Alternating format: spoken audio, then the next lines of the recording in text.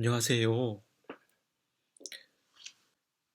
지난 주간에 여호수아 19장까지 살펴보았습니다. 이제 약속의 땅 가나안의 땅을 각 지파에게 기업으로 분배하는 그 일은 완료되었습니다. 부분적으로 요셉의 두 지파가 불만을 제기하기도 했으나 오히려 이 문제는 더 큰 은총을 입는 계기로 사용되어졌습니다. 전체적으로 평가해 보면 땅 분배는 시비가 없이 성공적으로 잘 이루어졌다 할 수 있습니다. 이제 땅과 관련된 부분에 있어서 두 가지의 일이 남아 있었습니다. 하나는 하나님께서 말씀하셨던 도피성을 정하는 문제였으며, 다른 하나는 레위인에게 살 거주지를 나누어 주는 일이었습니다. 여호수아 20장에서는 이 도피성 문제를 다루며 21장에서는 레위인에게 거주지를 나누어 주는 문제를 다룹니다. 헌데 이 두 가지 문제는 서로 연결되어 있는 지점도 있습니다. 왜냐하면 레위인이 거주지로 받은 성읍은 총 48개였고 그 48개의 성읍 중에 6개가 도피성이었기 때문입니다. 오늘은 여호수아 20장에 나오는 도피성을 다루도록 하겠습니다. 여호수아 20장은 크게 두 개의 단락으로 구분할 수가 있습니다. 첫째 단락은 본문 1절부터 6절까지로 도피성의 규정에 대해서 다루고 있습니다. 하나님께서는 여호수아에게 말씀하셔서 도피성을 정하도록 하셨습니다. 그것은 부지 중에 실수로 살인을 저지른 사람이 피해 보복자를 피할 곳이었습니다. 부지 중에 살인을 저지른 사람이 도피성에 도착해서 문 어귀에서 해당 장로들에게 그 사건을 말합니다. 장로는 그 말을 듣고 그를 도피성 안으로 들어오도록 합니다. 그래서 피해 보복자가 그 살인자를 죽이지 못하도록 했습니다.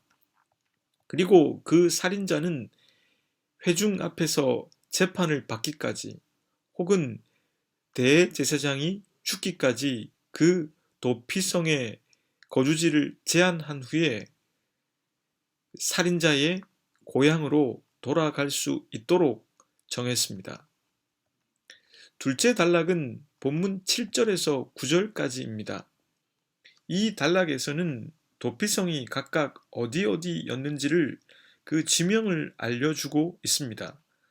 요단 서쪽에는 납달리의 산지 갈릴리 게데스, 에브라임의 산지 세겜, 그리고 유다 산지의 기럇 아르바, 곧 헤브론, 이렇게 총 3곳이었습니다. 요단 동쪽에는 르우벤 지파 중에서는 평지 광야의 벳셀, 갓 지파 중에서는 길르앗 라못, 그리고 므낫세 지파 중에서는 바산 골란, 이렇게 3곳이었습니다. 그러니 요단 동서쪽에 각각 3곳씩 총 6곳이 도피성이었습니다. 저는 오늘 본문의 말씀을 통해서 두 가지 생각을 해 보려고 합니다.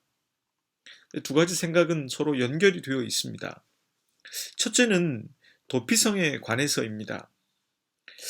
이 도피성의 문제를 다루기 위해서는 먼저 이스라엘이 살인자를 어떻게 취급해 왔는지 그 규정을 한번 살펴보아야 합니다. 출애굽기 21장 12절의 말씀입니다. 사람을 쳐 죽인 자는 반드시 죽일 것이나 출애굽기의 말씀은 마치 함무라비 법전과 같이 눈에는 눈, 이에는 이, 피에는 피, 이 식의 논리라고 할 수 있습니다. 그렇다면 왜 성경은 살인자를 반드시 죽일 것이라고 말씀했을까요? 민수기 35장 33절은 이렇게 말씀하고 있습니다. 너희는 너희가 거주한 땅을 더럽히지 말라. 피는 땅을 더럽히나니 피 흘림을 받은 땅은 그 피를 흘리게 한 자의 피가 아니면 속함을 받을 수 없느니라. 이스라엘 백성들은 살인을 통해서 흐르는 피는 무엇보다 땅을 더럽힌다 생각했습니다. 살인으로 피를 흘리는 것은 창조 질서의 위배가 되는 것인데 그것을 생명의 근원이 되는 땅에게 저주를 가하는 것과 같다고 생각했습니다. 이스라엘은 약속의 땅에서 피를 흘리는 살인과 우상을 숭배하는 것을 대단히 큰 죄로 여겼습니다. 왜냐하면 그 가나안 땅은 하나님께서 주신 신성한 땅이었기 때문입니다. 피와 땅은 곧 생명이며 하나님께서 주신 것이었습니다. 그래서 살인을 하면 그 대가는 반드시 피 흘림으로써 속량하도록 했습니다. 저주받은 땅에 속량을 줄 수 있는 방법은 그 살인자의 피였습니다.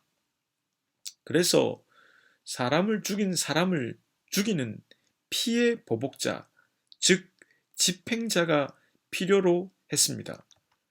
오늘의 본문 3절은 이렇게 적고 있습니다. 부지 중에 실수로 사람을 죽인 자를 그리로 도망하게 하라. 이는 너희를 위해 피의 보복자를 피할 곳이니라. 여기서 나오는 피의 보복자가 바로 합법적으로 살인자를 처벌하는 집행자였던 것입니다. 그런데 본문 3절 말씀에서 언급이 되었듯이 살인자의 피로서 속량한다는 이 규정에는 한 가지 문제가 있었습니다. 그것은 살인이 의도적이거나 또 계획적인 살인이 아닐 수도 있다는 것입니다. 부지 중에 실수로 사람을 죽일 수도 있지 않습니까? 바로 과실치사를 말하지요. 만약에 이런 과실치사를 고려하지 않고 모든 살인에 대해서 피해 보복자가 사형을 내리도록 한다면 그 피해 보복자 역시도 살인의 문제에 있어서 자유로울 수 없게 될 것입니다. 이렇게 된다면 피해 범죄는 영원히 끝도 없이 지속되고 반복될 소지가 있습니다. 예를 한번 들어보겠습니다.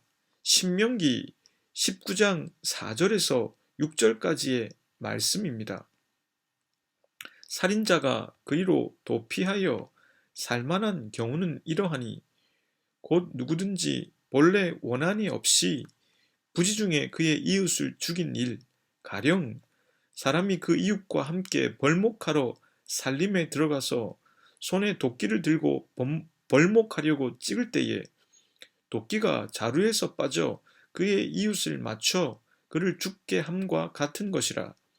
이런 사람은 그 성읍 중 하나로 도피하여 생명을 보존할 것이니라. 그 사람이 그에게 본래 원한이 없으니 죽이기에 합당하지 아니하나 두렵건대 그 피를 보복하는 자의 마음이 복수심에 불타서 살인자를 뒤쫓는데 그 가는 길이 멀면 그를 따라 잡아 죽일까 하노라. 제가 조금 해설을 해보면 두 사람이 숲속에 나무를 베러 들어갔습니다. 한 사람의 소유인 도끼가 그만 자루에서 빠져서 다른 사람에게로 날아가 그 사람을 죽이게 됩니다. 그런데 조사를 해보니 이 두 사람 사이에는 어떠한 원한 관계가 없었습니다. 그렇다면 이 살인 사건은 사고사가 될 것입니다. 이 살인 사건의 피의자는 과실치사를 한 것입니다. 그렇다면 이렇게 과실치사로 살인을 저지른 피의자가 법적으로, 제도적으로, 사회적으로 보호하는 장치를 만들지 않는다면 본래 이스라엘의 규정에 따라 죽은 이의 가족들이 그를 피해 보복을 할 것입니다.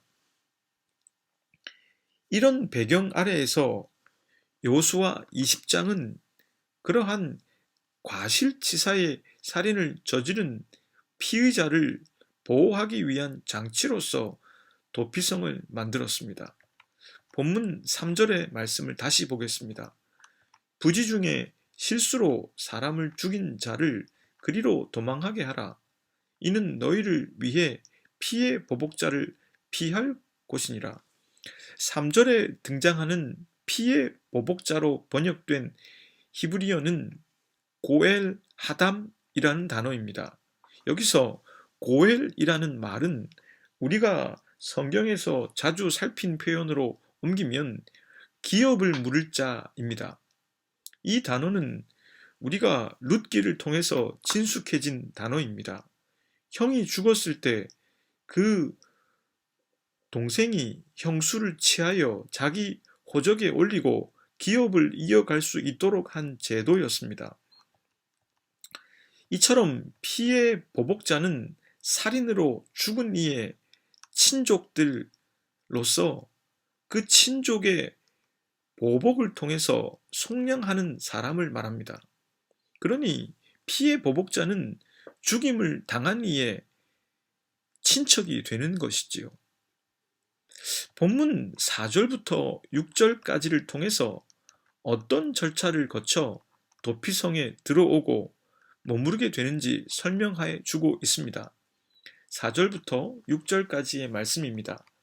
이 성읍들 중에 하나에 도피하는 자는 그 성읍에 들어가는 문 어귀에 서서 그 성읍의 장로들의 귀에 자기의 사건을 말할 것이요. 그들은 그를 성읍에 받아들여 한 곳을 주어 자기들 중에 거주하게 하고 피해 보복자가 그의 뒤를 따라온다 할지라도 그들은 그 살인자를 그의 손에 내주지 말지니 이는 본래 미워함이 없이 부지중에 그의 이웃을 죽였습니다. 그 살인자는 회중 앞에 서서 재판을 받기까지 또는 그 당시 대제사장이 죽기까지 그 성읍에 거주하다가 그 후에 그 살인자는 그 성읍 곧 자기가 도망하여 나온 자기 성읍 자기 집으로 돌아갈지니라 하라 하시니라. 이 과정을 한번 해설해 보면 다음과 같습니다. 첫째, 부지 중에 실수로 사람을 죽인 자는 근처에 있는 도피성으로 도피하여 피해 보복자로부터 자신을 지켜야 합니다. 둘째, 도피성에 도착하면 문 어귀에서 그 성읍의 장로에게 그 사건을 말하고 과실치사인 경우 안으로 들어가게 됩니다. 셋째, 피해 보복자가 그 살인자를 내어놓으라고 해도 그 도피성은 그를 안전하게 보호합니다. 넷째, 그 살인자는 도피성에서 재판을 받습니다. 만일 과실치사가 아닌 게 증명되면 도피성에서 나가게 되고 피해 보복자에게 그를 내어줍니다. 허나 과실치사로 확정이 되어지면 그는 도피성 안에서만 살게 됩니다. 다섯째, 과실치사로 도피성 안에 살게 된 사람은 자신을 판결했던 대제사장이 죽으면 그 대제사장의 피로 인하여 그 살인자의 죄가 속량받게 되므로 그제서야 그는 방면되어 고향으로 돌아갈 수 있었습니다. 이렇게 정리하고 보면 도피성에 대한 개념이 저희들에게 다가옵니다. 그리고 본문 7절과 8절은 각각 그 도피성의 위치가 어디였는지를 밝혀주고 있습니다. 요단 동편에 있는 베셀, 길르앗 라못, 그리고 바산 골란까지 이렇게 세 곳이었고, 요단 서쪽은 게데스, 세겜, 그리고 헤브론, 이렇게 세 곳이었습니다. 이 위치들을 통해서 깨닫게 되는 것은 이 도피성들이 가나안의 어느 지역에서 출발해도 하루면 닿을 수 있는 위치에 있다는 것입니다. 이것은 마치 지역마다 거점 종합병원을 두어 응급 환자가 전국 어디에서 출발해도 1시간 안에 도착할 수 있도록 하는 것과 유사합니다. 그리고 본문 9절 말씀은 도피성에 대한 마무리 짓고 있는 말씀인데요. 한번 읽어보겠습니다.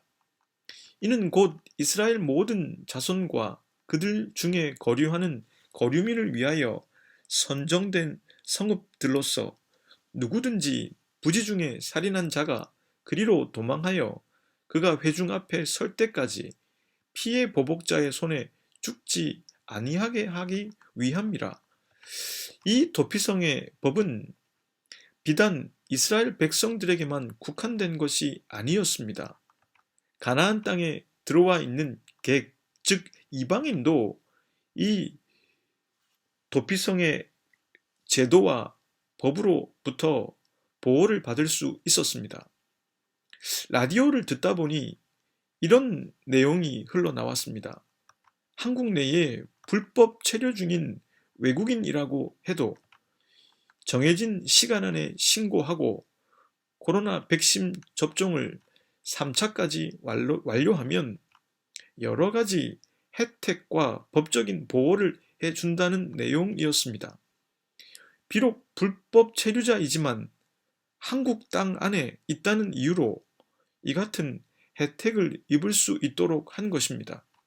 이처럼 도피성의 제도도 가나안 땅 안에 거주하는 거류민들에게도 적용되었던 것입니다. 도피성이 생기기 이전에는 과실치사의 살인도 예외 없이 피해 보복이 가해졌습니다. 그러나 이 도피성이 생김으로 사법적인 절차를 갖게 되었습니다. 정당한 절차를 거치게 되었고 그 과정 속에서 사람들은 이성과 냉정을 되찾을 수 있는 시간을 갖게 되었습니다. 또한 이렇게 도피성 제도를 만들었기에 비록 과실치사라고 해도 죄는 죄이기에 그 피해자가 도피성 안에서만 머물도록 했습니다.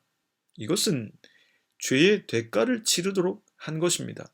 일종의 거주지 제한 조치라고 볼 수 있습니다. 이 도피성을 통해 저는 다음과 같은 내용을 한번 정리해 보았습니다. 첫째, 이 도피성은 우선적으로 과실치사의 살인을 저지른 피의자의 생명을 보호하려는 목적이었습니다. 둘째, 함부로 생명을 해하지 않도록 한 뒤 도피성 안에서 재판을 받도록 함으로써 사법체계를 확립했습니다. 셋째, 과실치사로 판결되면 도피성 안에서만 살게 함으로써 죄의 대가를 치르도록 했습니다. 넷째, 그 피의자를 재판했던 대제사장이 죽으면 그 피로 그 피해자의 죄가 씻기게 되므로 그제서야 방면되어 고향으로 돌아갈 수 있게 했습니다. 이것으로 인해 이스라엘은 피해 대속 계명도 계속적으로 지켜나갈 수 있었습니다. 이렇게 정리를 해놓고 보면 이 도피성 제도는 오늘날의 사법제도와도 비슷한 형태를 취하고 있는 제법 합리적인 것임을 알 수 있습니다. 이 도피성 제도는 인간과 인간 사이의 문제를 의견 청취나 재판 없이 스스로 결정하고 해결해 버리는 것을 막고자 한다는 것을 알 수 있습니다. 인간의 연약한 본성상 그것은 대단히 위험한 일임을 성경은 이미 알고 있었던 것입니다. 그럼 이러한 생각 속에 둘째 생각으로 가보겠습니다. 둘째 생각은 이 도피성 제도가 만들어진 그 시작점에 관해서입니다. 본문 1절과 2절의 말씀입니다. 여호와께서 여호수아에게 말씀하여 이르시되 이스라엘 자손에게 말하여 이르기를 내가 모세를 통하여 너희에게 말한 도피성들을 너희를 위하여 정하여. 도피성이 만들어지게 된 시작은 바로 하나님에 의해서였습니다. 여기서 말씀하여 이르시되로 번역된 말씀을 뜻하는 히브리어 단어는 바로 다바르였습니다. 제가 주일 설교 때 한번 말씀을 드린 적이 있는데 이 다바르라고 하는 단어는 단순히 우리 성대에서 흘러나오는 소리를 뜻하는 것이 아닙니다. 이 다바르는 그 소리뿐만 아니라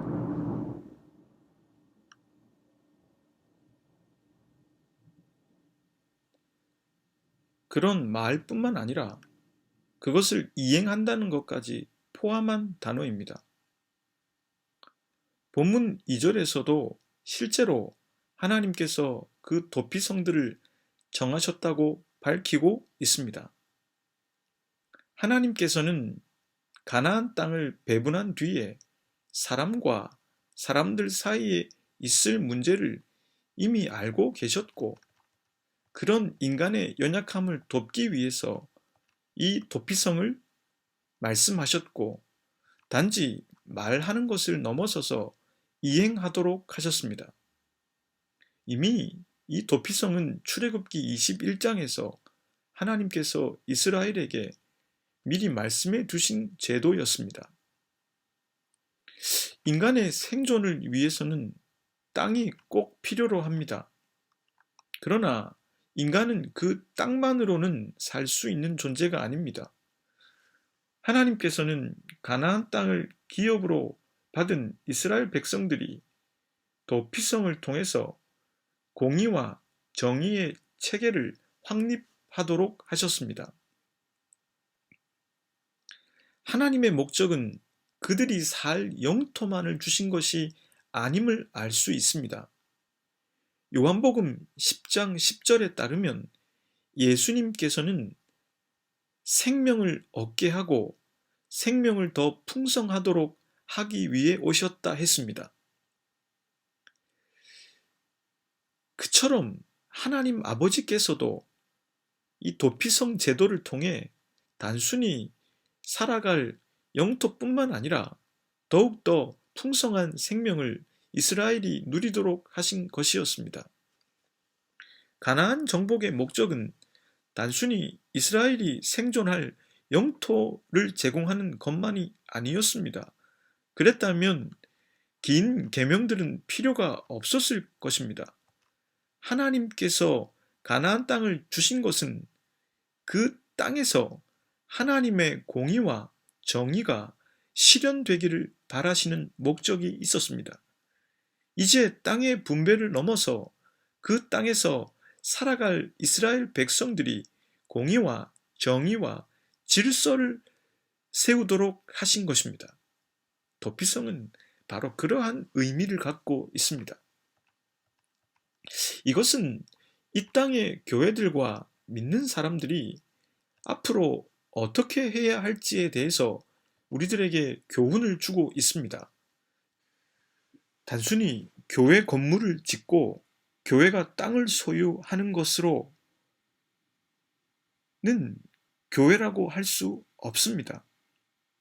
그것은 이스라엘이 가나안 땅을 분배받는 것과 다르지 않습니다. 그것만으로는 하나님께서 원하시는 하나님의 선과 정의와 공의를 드러낼 수 없습니다.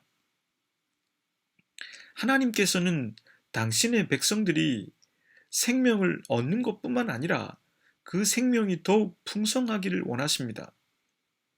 교회의 소유인 땅과 건물보다 더 중요한 것은 그 교회가 무엇을 위해서 실제로 무엇을 하고 있는가의 문제입니다. 중세 교회가 어디 교회 건물이 없어서 무너졌습니까? 아닙니다.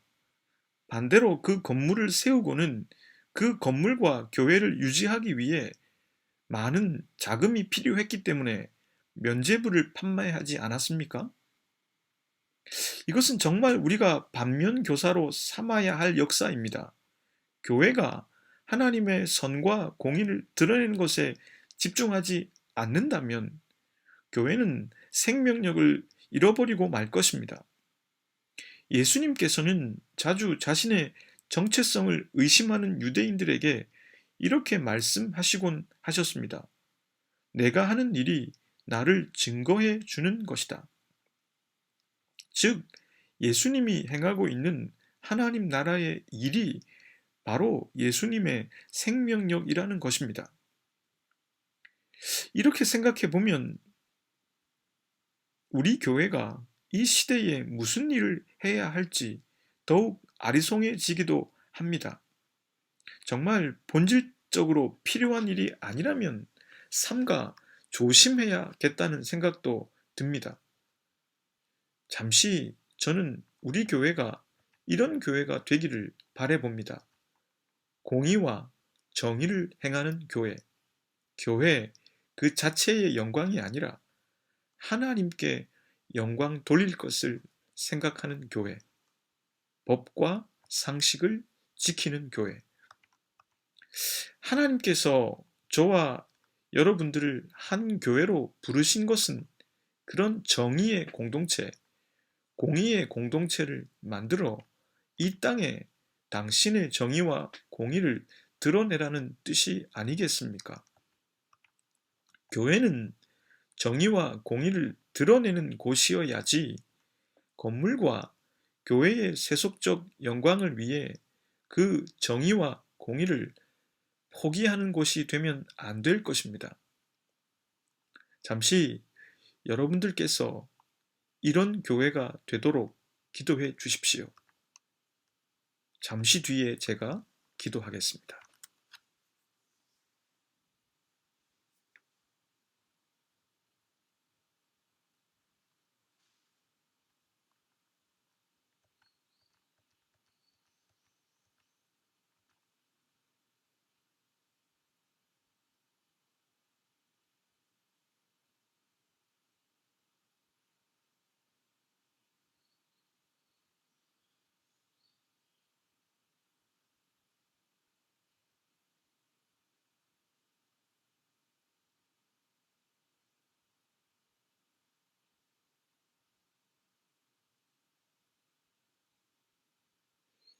하나님, 하나님께서는 이스라엘에게 땅만을 기업으로 주신 것이 아니었습니다.